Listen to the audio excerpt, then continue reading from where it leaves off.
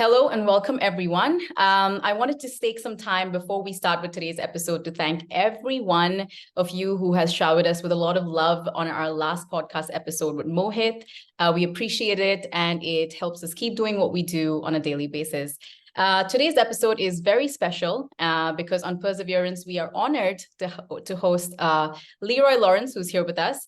Leroy is a serial entrepreneur who has ventured from the cutting edge fintech industry to now transforming travel tech. As an angel investor, Leroy has cultivated a dynamic portfolio with companies across the US and Africa, and his wisdom as an advisor and a retired stockbroker has charted a course for startups seeking their North Star.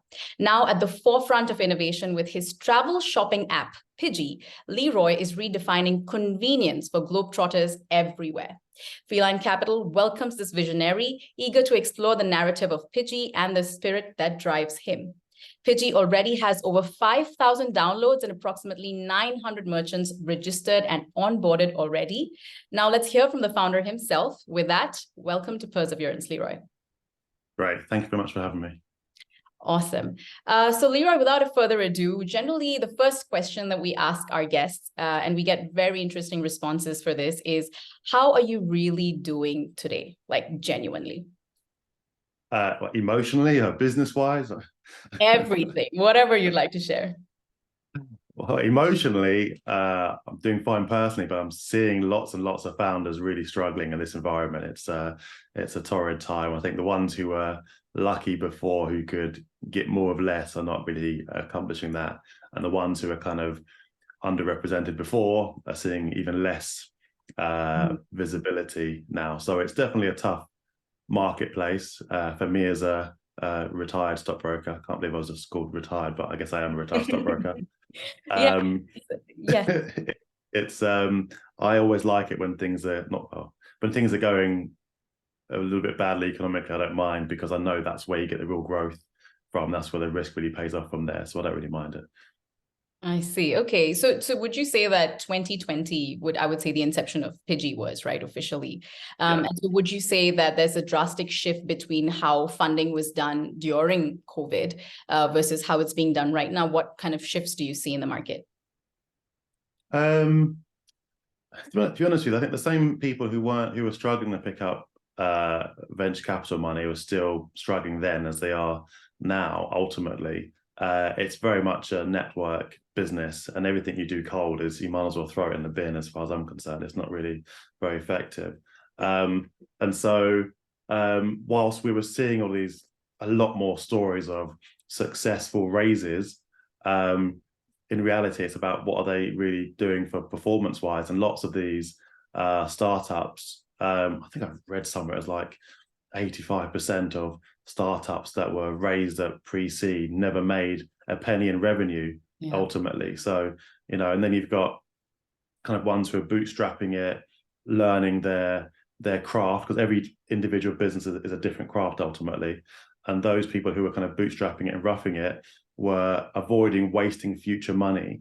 And they were putting themselves in much better positions where they should be able to raise money. But now, unfortunately for them, it just is more difficult to raise money. But there was never really a golden era unless you were well networked, and you had lots of really warm contacts you could go to raise money. And a bigger bonus if what you were doing was in fashion. So 2020, 21, if you were doing Web3, great, that was for you. And now if you say Web3, people just turn the phone off, sort of thing.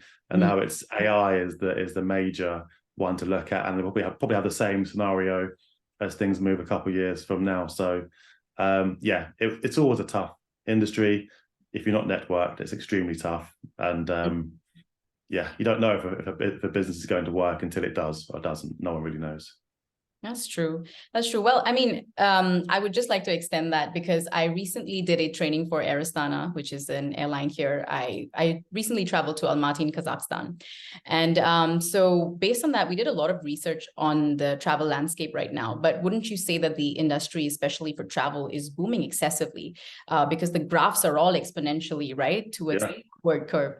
So isn't that helping you get some sort of boost in terms of your funding rounds? There's only a minority of VCs that look at travel anyway. So you have that niche.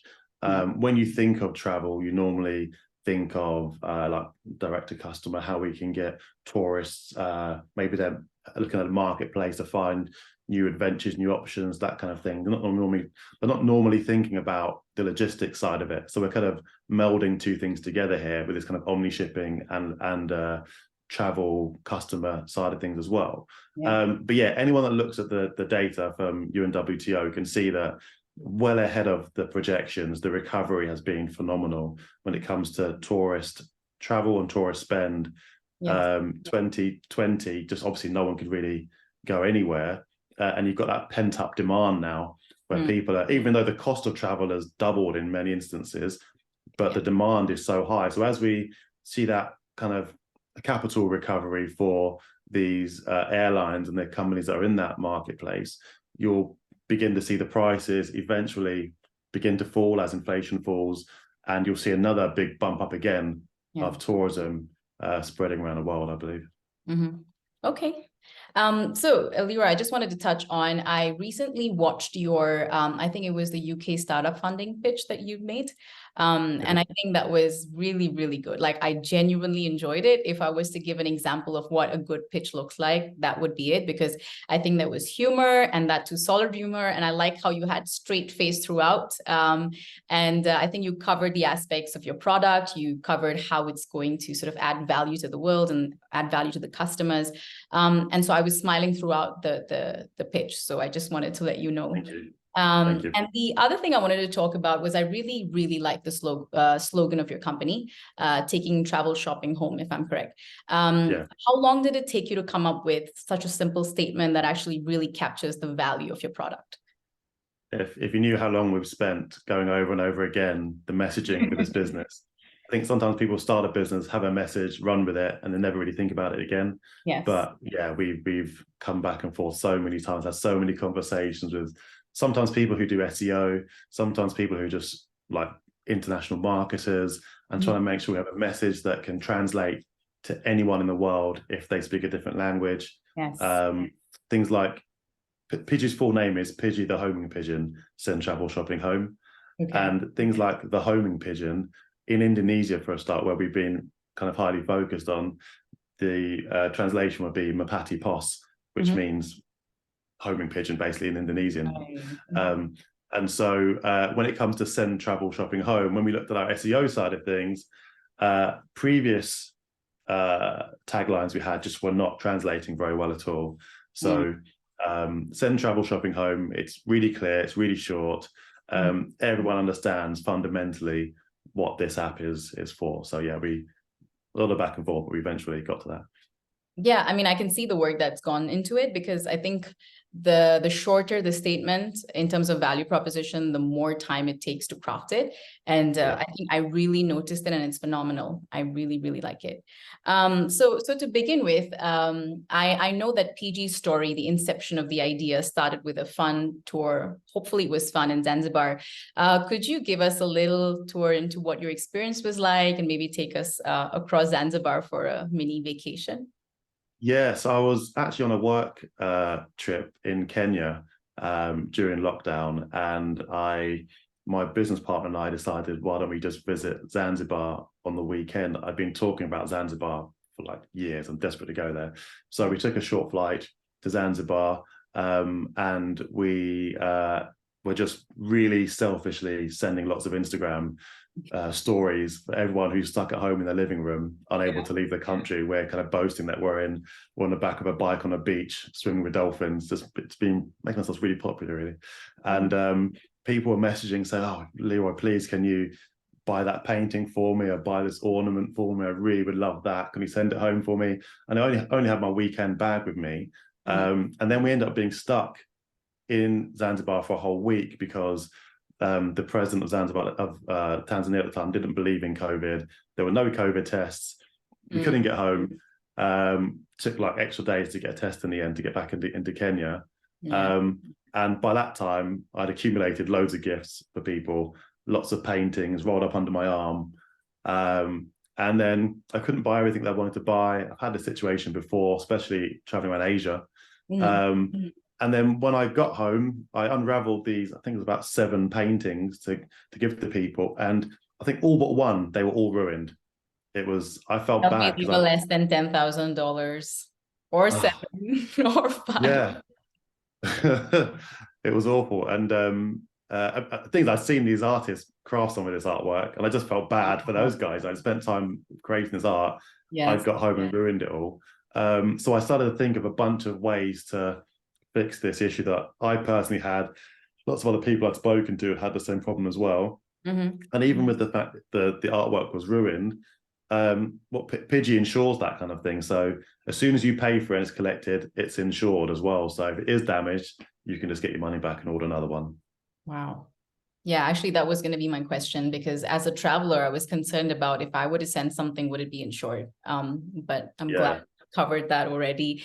But tell me more about this process, Leroy, because I think because the reason we started Feline Capital was almost like a selfish decision, where there were a lot of questions that were unanswered from my perspective. And a lot of people I spoke to who had these business ideas almost either left them halfway or felt like they were not viable enough, or they did not get the right funding, et cetera, right? So tell me your journey from, hey, I have this aha moment where I have a problem that I'd like to be solved, and then going and actually registering Pigee. What is the process? What is the research? How do you figure out how viable Pigee could be in this market?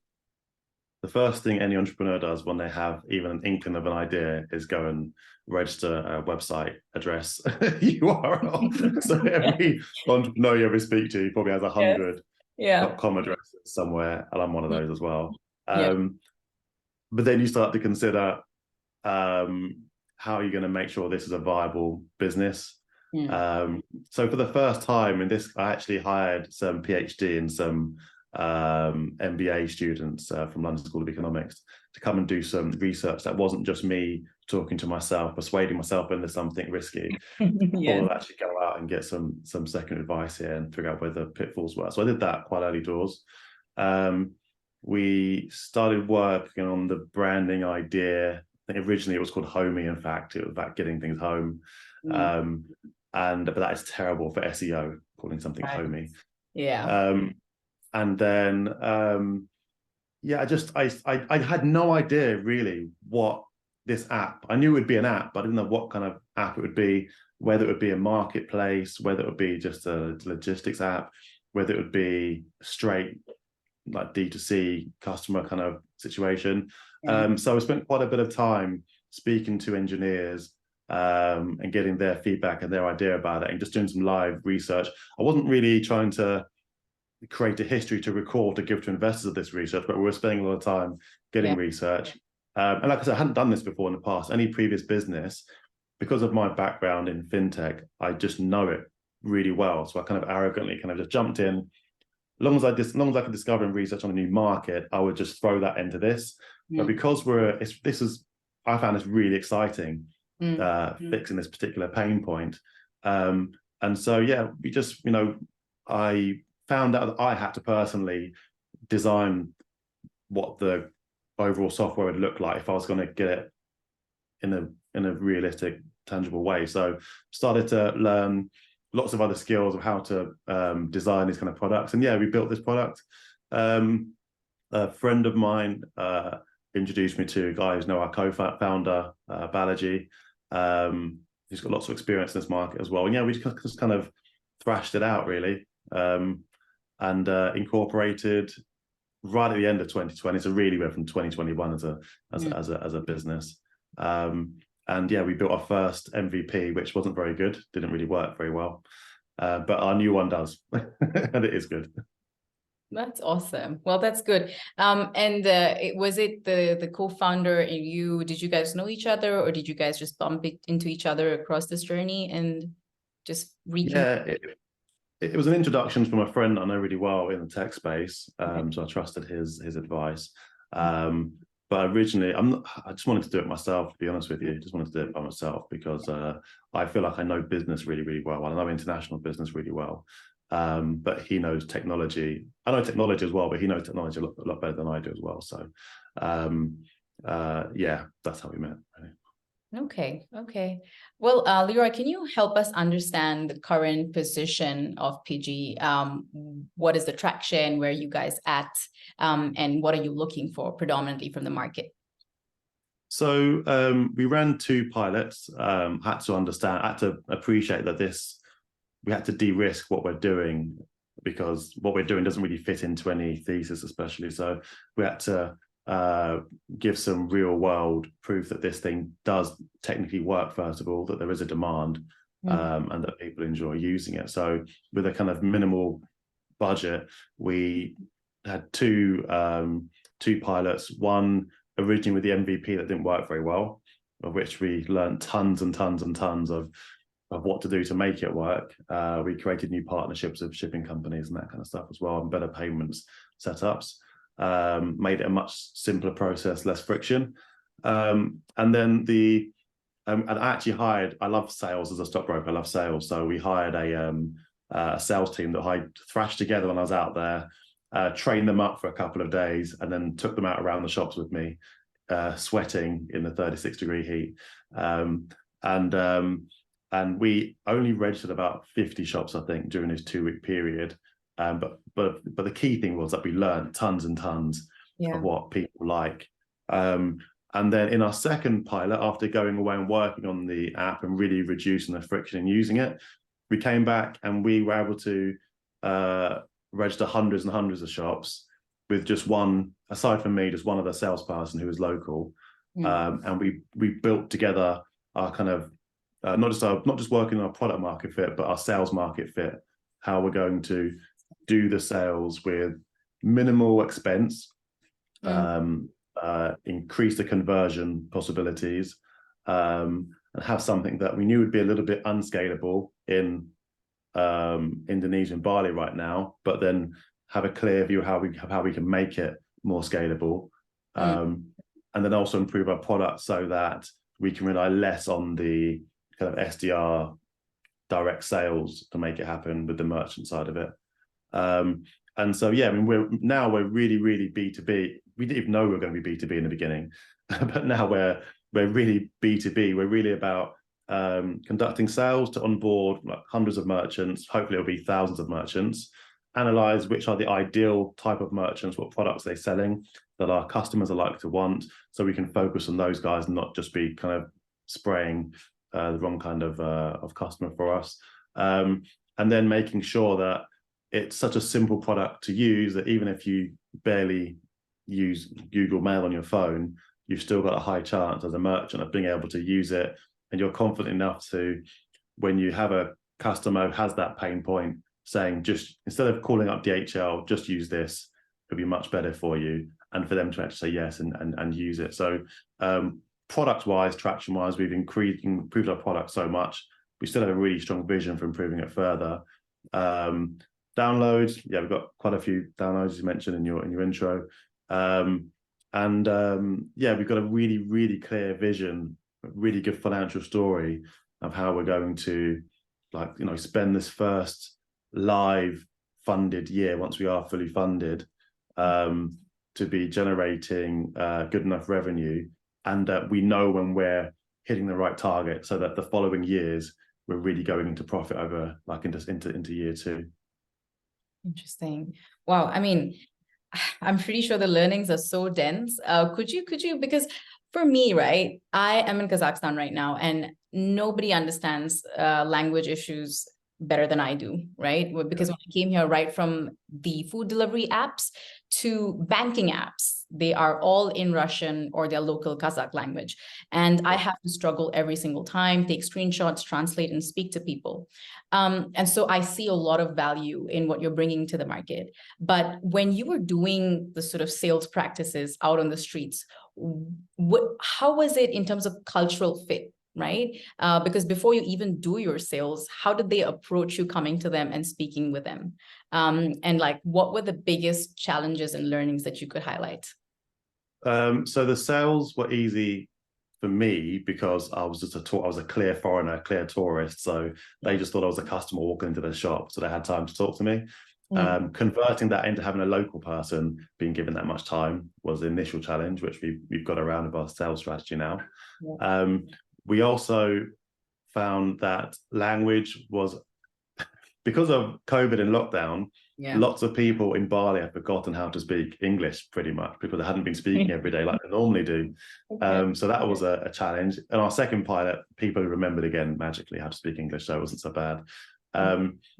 In our app, when you first use it, it was all in English, and then you had to get in the app and choose where to change the language, and it was using Google Translate to do so, and it was high in data to do so and slow. People were getting confused and frustrated. Now, on the first splash screen, it automatically sets to your device language, which you can change it if you want to. We don't use Google Translate anymore, we use a third party for it. But when you download the app in your region, it will come down in your language anyway. So we've made that a lot easier for people to have the right language for them. We also have a chat feature in there, because we had this Korean customer when we were in a shop. He came in, doesn't speak any English, doesn't speak any Bahasa Indonesian, and it was a whole thing. And we managed to get him to download the app by scanning one of these things in the shop. Yeah. And when he downloaded it, there was a chat option there where it just automatically translates your conversation. So he was just typing in on his phone in Korean, and then the shop owner was receiving it in his language, and then they managed to do a transaction in the end, and it was sent to Korean. It all worked out. So yeah, that whole translation thing has been, we knew early doors it would be an issue and how we get to work on it, but only from being out in the field did we figure out the real way of making it work for customers and for merchants. That's very interesting. Yeah, I mean, I wish you guys had recorded the journey that you guys went through in the local streets. That would have made very good content for Pigee right now. Talking about pricing, right? Naturally, this is a very logistically heavy business model. And I would, at my position, I'd be very scared to start something that is logistically so heavy. So can you tell me, how were you able to manage competitive pricing in a market, especially when your locations are across countries? So shipping was really, really expensive during lockdown. It's come back down again now, but it's still more than it was before COVID happened. So with my experience in fintech and kind of derivatives and trading and that sort of thing, I'm very price sensitive about things, and I'm always trying to find a margin where to make some revenue and some income. And when we did the research with the PhDs from London School of Economics, the main issue they raised was cost to customer, the pricing. If the cost of shipping something home is unrealistically expensive, they're just not going to do it. Yep. And because your shipping is based on your volumetrics and your size and weight rather than the value of that item, someone is obviously not going to buy an item that might be big but cost them $10 and is now going to cost them $100 to send it home. They're not going to do that. So we had to obviously focus on the right kind of products, right kind of shops, right kind of customer. And then the way that we arranged our shipping, it couldn't just be that we would do it ourselves end to end, because we're not set up for that. So that was a no-no. We couldn't even just go to our original plan, which was go to FedEx, have a partnership with them, where we then just charge an additional fee on top of what they charge us. That doesn't work either, because then as a customer, you think, I'll just go to FedEx. Okay, it's difficult. I don't normally do it, but now I've got my brain thinking about it. I'm going to just go to FedEx and just pay for them. It's 10% cheaper. So what we had to do is we negotiated like a discounting mechanism with shipping partners and multiple shipping partners, so that when we get a discount from those shipping partners, but they like giving us a discount because we're giving them business that they wouldn't normally get. These are customers that they wouldn't normally acquire, so they don't mind giving us a discount. And then that discount, we then automatically we charge that back, the difference to the customer. So the end customer is paying always slightly less than if they went directly. So we to say FedEx or UPS or whatever it is. So we've kind of got rid of that competition straight away there, plus giving them more business. And then with the omnishipping side of it, which again was a later stage of figuring out that if you want to have competitive pricing, you need to have lots of competitive offerers. And whereas UPS might be good at shipping things from Mexico to the USA, and FedEx might be good at shipping things from London to Germany, for example, but they might be terrible in pricing when it comes from Indonesia to around Asia. And we found that exact issue. And we, from speaking to merchants in the marketplaces, we got, unfortunately, negative feedback about FedEx, which we think we've actually helped to improve a little bit now in our tiny little way. But they were saying they liked Lion Parcel because they're an international global shipper. They know Indonesia. When they come, we now have them, they check the packaging, make sure it's packaged properly before they even collect it and take it away. They can call them in their own language and speak to them. So, and the shipping prices for a company based in Indonesia shipping abroad is typically going to be considerably cheaper than a big global conglomerate who doesn't know that market well. So we started to integrate different shipping companies who were not necessarily competing for those particular routes, but based on what route you want as a customer, you were getting the best option. And as we grow, we'll keep on integrating more and more of these shipping companies. We want to make sure that when you use Pigee, it's always the cheapest possible option.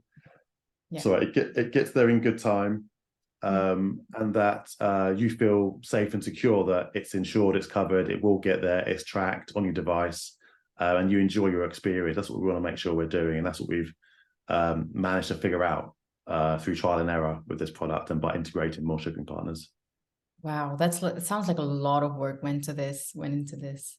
How long? So when you say 2020 till about a year and a half till you actually sort of came up with the first MVP, or?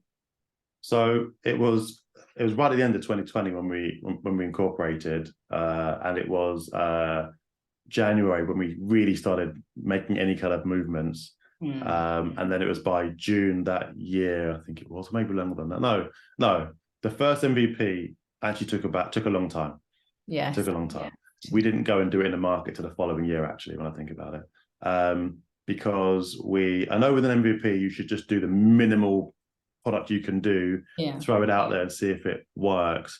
But I wanted to go a little bit deeper than that, and we built a web console for us. And the reason we did this is because having run lots of businesses in the past, I hate having tons and tons of third parties we have to integrate with who may change their pricing, change the way they operate. They may go bust.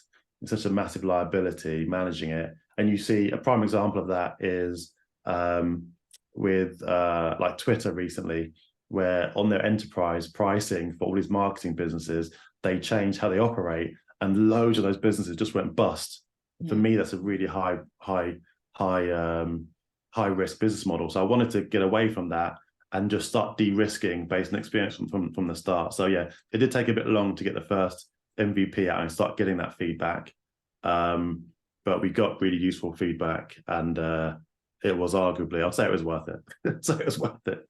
Yeah. I mean, I can only imagine the work that went behind this. And I'm sure, based on listening to the way you are sort of sharing the information about how it all went down, it sounds like your experience in terms of the finance industry really, really came in handy in terms of how you approached risk, how you approached numbers, how you approached, let's say, the algorithm for your app itself. Yeah, and talking of algorithms, that's been a big part of my work experience, is building quantitative algorithms. And so when I was building this on the back end, where we're working with AI and machine learning, building algorithms that won't even be used just yet, giving really good analysis and data to all of our shipping partners that will increase their performance, their revenue, and their pricing using our engine. And then we also have lots of kind of FX algorithms running as well, that again improve pricing for our customers and an extra revenue stream for us as well. So lots of things that, because of my experience, wasn't in logistics, it was in derivatives and in capital markets. It's actually come into play where we're able to create lots of these revenue streams that other people wouldn't have thought of if they were just logistics people. Well, that's fantastic. Well, I know there's been a lot of technical questions about Pigee, and I'm aware of cognizant of the time, but I wanted to like switch up into a little more general entrepreneurship questions because a lot of our audience is from that sort of target audience. So can you tell me, I know entrepreneurship has been so glorified over the past couple of years by all of the big dogs in the industry, right? And we already know the good, right? Can you tell us the quote unquote ugly of entrepreneurship, the other side of it, Sure. based on your experience? Yeah, I think first of all, no matter how much experience you have, you're still naive. And ultimately, you wouldn't even start whatever business you're doing if you knew the journey you're about to go through, because like I said, unless you're extremely networked and you're a bit lucky and you manage to catch the sale sometimes, win at the beginning, it's generally a slog. You've got to be in it and deeply meaningfully in it, no matter what the difficulties are. Some entrepreneurs just throw things away and find something new all the time. It's a thin line to understand where you're flogging a dead horse sometimes, and you should call it a day. It's not going to fundamentally work. And I think you need to be persuaded intellectually that that's what you're doing. Let's change tack. Let's at least pivot or do something completely different. And that's a hard conversation to have with yourself. But then you've got some founders who actually have a great startup with phenomenal potential, but they're easily dissuaded by rejection. And if you have a business that can bootstrap and generate revenues without like external investors, that's wonderful, because you haven't got to worry about what people who don't really understand your business have to say about it. But on the downside of that, the chances are, unless you're completely reliant on super highly qualified individuals, you have a really low moat, which means if you can do it for free, anyone else can come and do it for free in tons of competition. So, and that's why I think there are so few businesses that become unicorns that are not VC funded or not private equity funded, because they have low moats. If you've been receiving tons and tons of rejections, to be honest with you, if you haven't received like 500 rejections from investors, you're not even trying. That's the reality of it. You have to just ignore. Most investors do not like to give you their rejection reasons, because sometimes founders they might be in a bad place. They might give you a really bad emotional response.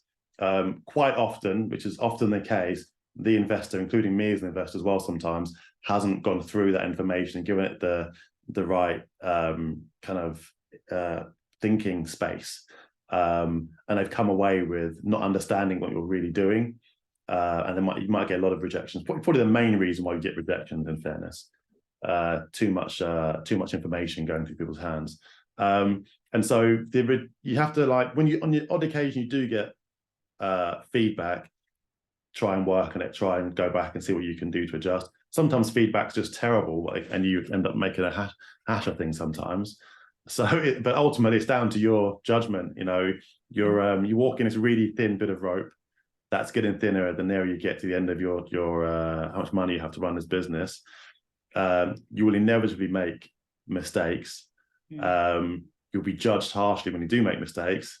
The odds are against you, but you've just got to take a bit of mental time as well sometimes. I know in this current environment, I've been hearing so many bad stories of founders who have, like, I've seen some reasons to take their lives and that kind of stuff. And it's because you're risking your family's well-being sometimes as a founder. You're risking a roof over your head to try and discover something new. And then you've got a lot of investors who also they don't really want you to make any money at the end of it. They want to invest aggressively when they know that you're in need for it, and they don't care about so you might have taken all that personal risk. At the end of it, I've seen companies sell for 100 million, and when you see a company sell for 100 million or more, and the founder is A, looking for a job, or they're B, trying to start a new business the next day, it's because they didn't make any money out of that sale. That's what's happened there. It happens all the time. So you've got to always be looking really far into the future of what you're doing, and yet try and kind of control your emotions, so that you're not kind of being egotistical, you're not being arrogant, and that you are listening to people and you are giving advice, but ultimately it's on your head, be it whether or not you chose the right bits to listen to. Yeah, that's amazing. I think if anybody ever asked me for a reality check, and you tell me like I want to become a full-time entrepreneur in that, I will definitely, show them just this snippet, because I think that is really, really true. So in terms of the travel industry, right? I myself, I've been exposed to a lot of fintechs, Web3 space very much, but travel tech is something that is still very novel to a lot of the users. So can you tell me what is the biggest challenge in this industry beyond the obvious logistical barriers? Language, you mentioned earlier on, is one of the biggest problems. Yeah. And culture as well, trying to understand everyone's culture at the same time in a way that they can understand, which means you have to send a very simple message all the time. Yeah. And then there's no way that you as an individual are going to be aware of every competitive app that's out there. And then when you're doing a bit of competitive research, you're probably thinking a competitor is someone who does exactly what I do or something similar to what I'm doing. How can I compete with them? But really, the best kind of competitive research is playing with other people's apps, using other people's websites, other people's businesses, becoming a customer of theirs, seeing how it works as much as you can from the inside, speaking to some of their current and former staff and developers, which we do all the time, and figuring out which features have really, really worked for those guys that we could work for us and ones we should get rid of, because you don't need to always just be guessing and spending lots of money on your own features. You can actually just go and ask people who are suitable. Lots of people on LinkedIn get really random requests from me. And I start asking them questions and they're thinking, why is he asking me about this particular thing? But I've got a method all the time of doing so. And I think one of the reasons why travel tech struggles a little bit with funding, it should be easy because you've got tourists, 1.5 billion tourists who travel. That's a massive, if you have something that's appealing to that many people, that's a massive ICP, ideal customer profile, to work with very broadly anyway. But investor theses are often based on location. And if I'm saying I'm an American VC, I'm investing in American businesses, the alternative is I'm investing in a German business, but I'm never saying I'm investing in global businesses. People say I'm investing in something that I want to go global, but they're not saying I'm investing in a global. And anything in travel typically is from the get-go, it's a global business, So I think that messaging falls through with investors quite a lot sometimes. It doesn't really meet my thesis because of that. So yeah, those are some of the challenges that we've found, but we just keep improving. That's fantastic. Well, one thing that's pretty evident to me based on this call, Leroy, is I think as an entrepreneur, you need to have a very strong understanding of your own product and the vision and the direction that you need to have, because what I get is it's so easy to be swayed by feedback, good and critical, whether it's senior management from your own company, whether it's your juniors, whether it's your peers from the industry, or even somebody who's maybe made it to the top, right? And so what I hear is, as an entrepreneur, if you really believe in your idea, that you should be the biggest advocate of it. Definitely. Yeah, you have to completely believe. I was reading a book recently about writing a book, and it talks a lot about kind of insecurities and your ability, because most people who write their first book have never written a book, and therefore the voices telling them in their head, this isn't going to work out, you're not the guy for this, are very, very loud. And when you're an entrepreneur, the more businesses you run, the more you believe in it, because you've been through that journey before. And I think that's why investors normally look for repeat founders, because they've been through that journey before, whether it worked or didn't work. They've been through that journey. But ultimately, you have to have that natural level of self-belief. But kind of like I was saying before, it's a thin line between arrogance and ego, between believing in yourself and just ignoring everyone's advice. And no one knows but you if you're being humble or not. And then also sometimes being humble. Someone told me the other day, stop being so humble. About, as a founder, people prefer arrogant founders, they said. And I found that really odd because having a background as a stockbroker, being arrogant and brash was literally our brand. A profession. Yeah, that was our brand. So I have had to work on being less that way and bending what we're doing to, and also appreciating that I am being humble because this particular business, we're inventing this particular thing. And therefore I have to be constantly learning and learning all the time. So I have to be a bit humble with it. But I honestly think that I know deep down inside of me, I'm probably brimming with a little bit of arrogance and self-belief, but I have to be humble enough to kind of, learn what I need to learn to make this work. Yeah, I wanted to give you a standing ovation on that because I used to work in an investment bank. That was my first job out of university.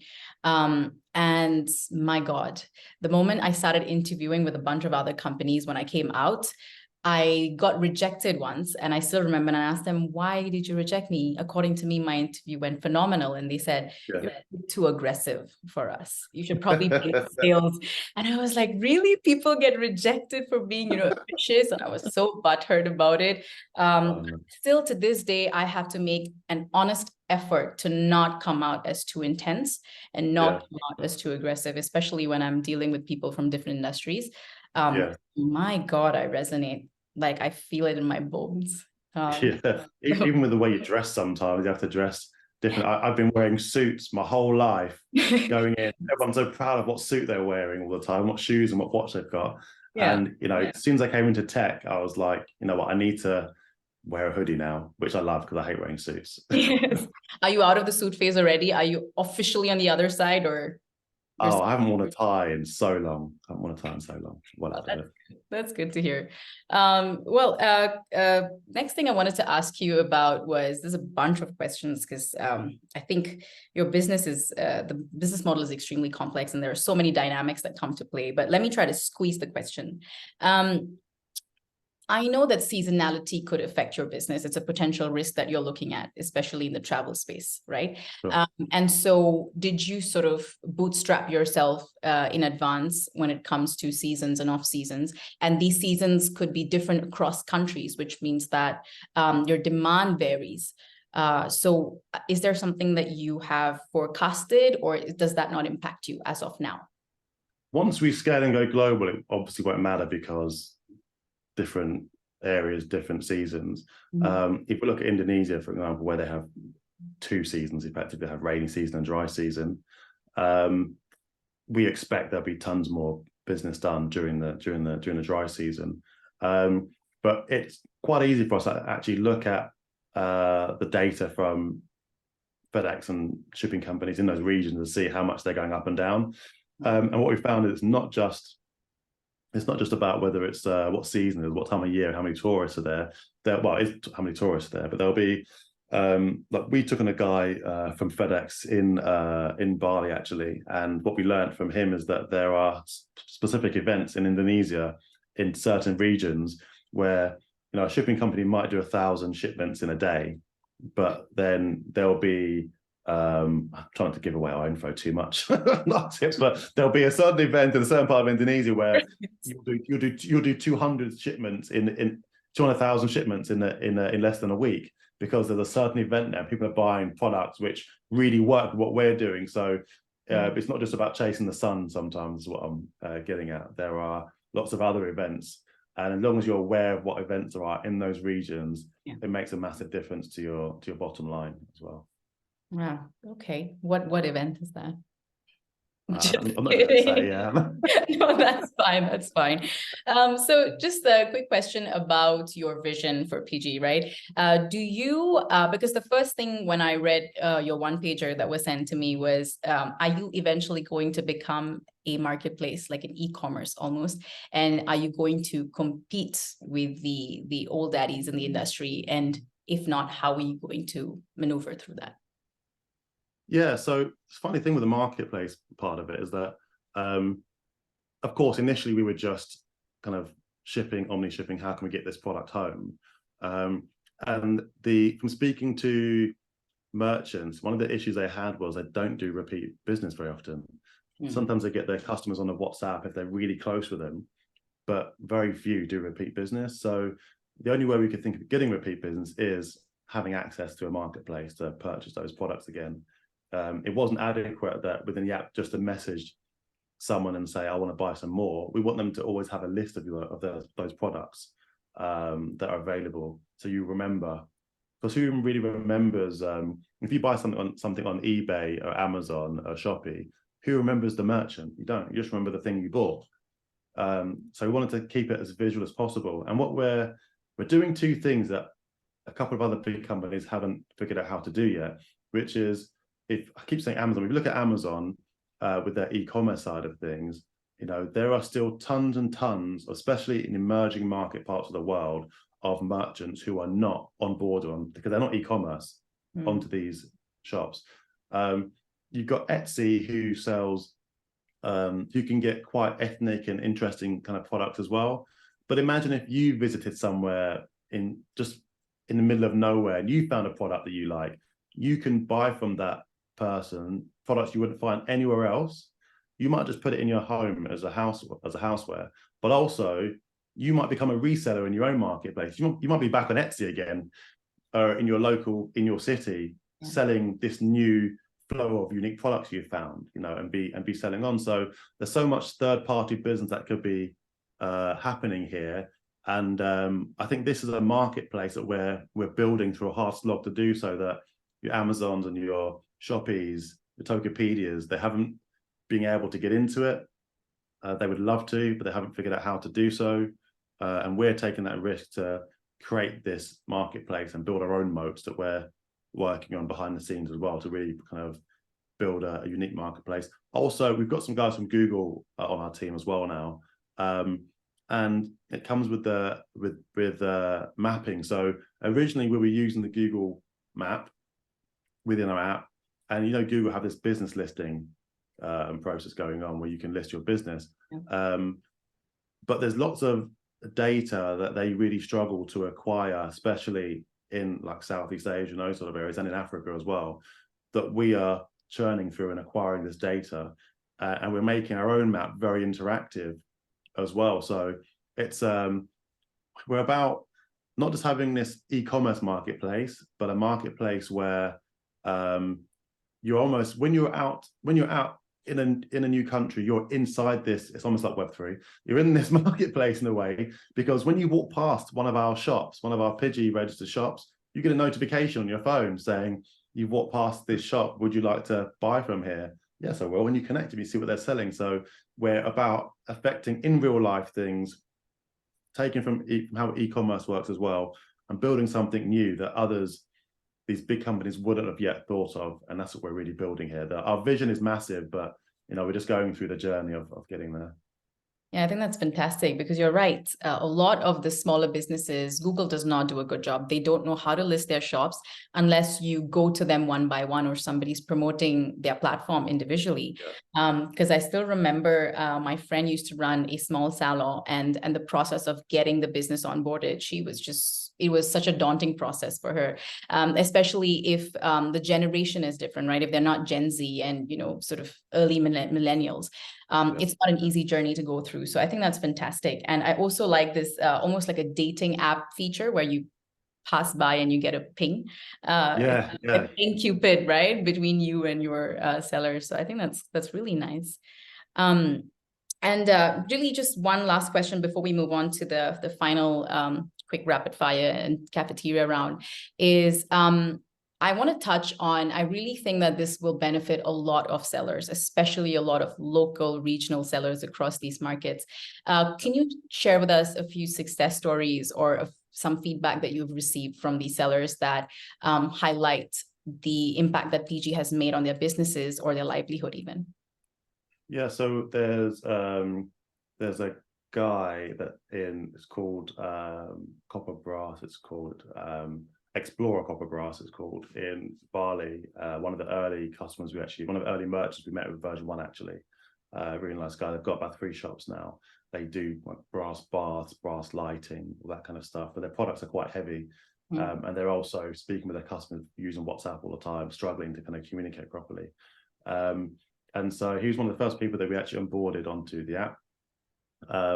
And it was when we first found as well, because we don't really have enough brand awareness right now. We haven't got the capital for brand awareness. Yeah. Customers, they didn't like how it was working before with calling up DHL or whatever. They thought this was too good to be true, was their response. So we found it easy when we were kind of in shop with him. Sometimes a lot of our customers don't even, until it arrives at their house, they're skeptical because they've never seen something like this before. Fair enough. And we have really good relationships with a number of our merchants, including him. And yeah, he really tried to get into like self-promotion of his business and marketing, and he could never really get any followers. He didn't really have the right messaging, and he loves what we're doing. We love promoting him and some others, and because we are focused on that end customer, the ICP that he operates on ultimately, with a bit of a broader reach, we keep attracting lots of customers to his store who either find him through our app, they physically see where his shop is, because you can go on our app on the map and you'll see lots of little Pigee icons and you'll see where he is. And also, if you're in a shop sometimes as a customer and someone tries to give you like an expensive price on something, you can just search in the app what that product's name is, like, I don't know, lantern or something, and it will give you a list of lanterns from other shops in the area as well. So you can at least say to that merchant, look, this is too expensive here, give me a better price as well, and negotiate for a better price sometimes. And merchants like negotiating anyway, but they know that you're actually, sometimes you say to a merchant, I'm going to go away and see somewhere cheap, and you never ever come back, and they know that. At least when you do it in the store, you're not going to go anywhere, and they actually more chance of doing that sale. So he loves all this stuff, not just because of the technology side of it, but from speaking with him as well, we're always improving our product specifically to benefit how much revenue he can do. And we found with some of our merchants, especially when we compare the sales they were doing to tourists without using Pigee compared to the sales they were doing to tourists with Pigee, they're getting about 400% increase in revenue by doing it with Pigee instead. Yeah, I haggle a lot. I think it's good practice to haggle. It really builds personality. It practices your, negotiation skills. But this really has to come to India. That would be life-changing, because we have so many of these small shops. And street shopping is almost like a cultural flavor. It's not even a touristy thing. So I think that would be really, really cool. Yeah, I think so. So we shot a commercial during lockdown in different parts of the world and we shot part of it in India as well, actually. Oh, that's interesting. Okay, Leroy, I am cognizant of your time. So we are going to quickly do a cafeteria test, and then we'll do a rapid fire round before we close out. So are you aware of what the cafeteria test is? No.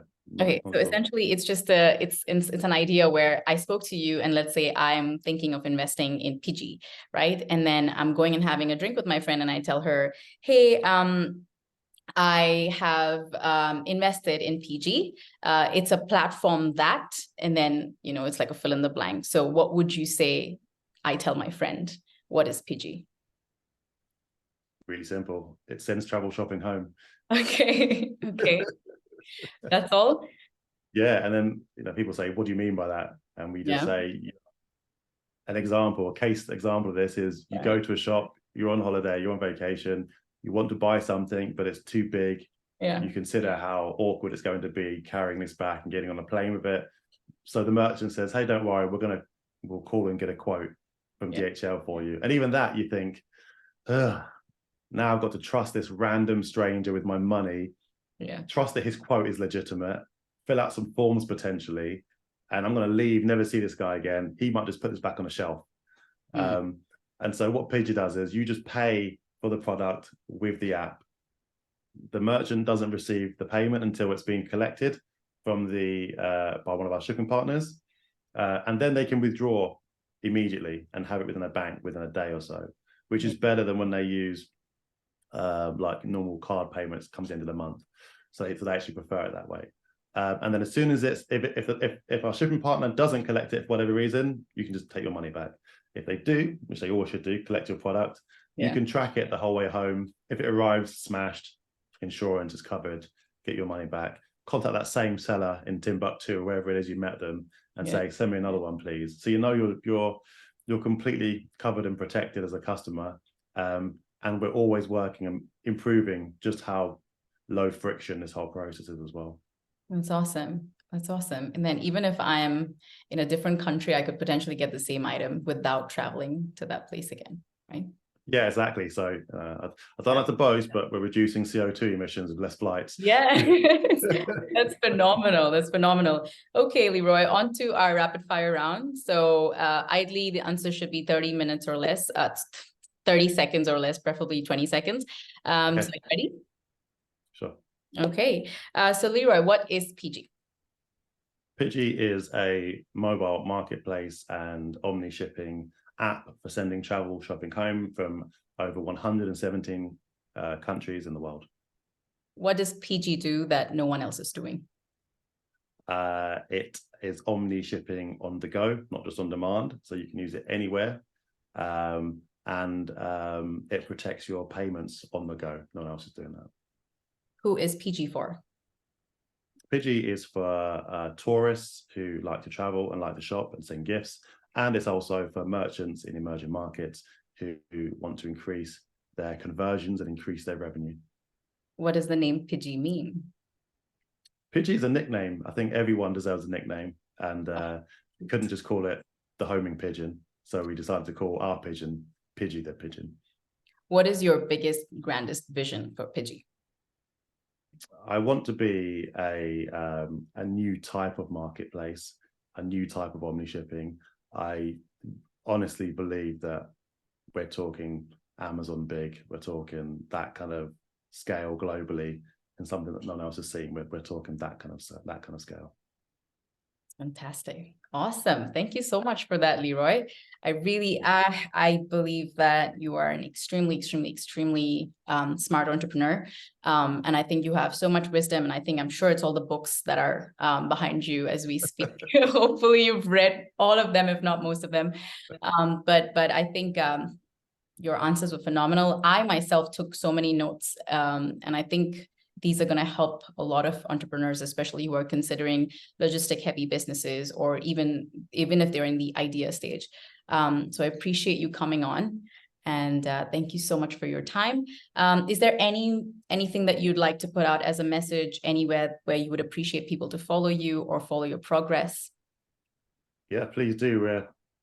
Pigee Post, at Pigee Post is our social media for everywhere, for LinkedIn, for TikTok, for Twitter, for Instagram. So yeah, please follow us, see what we're up to, see what journeys we're doing. We have a great little video called Finding Maddie. Please search for that. It's our journey of how we found a merchant who recorded our original advert, who we hadn't found, and we spent 2 years trying to find her. So check out that video as well.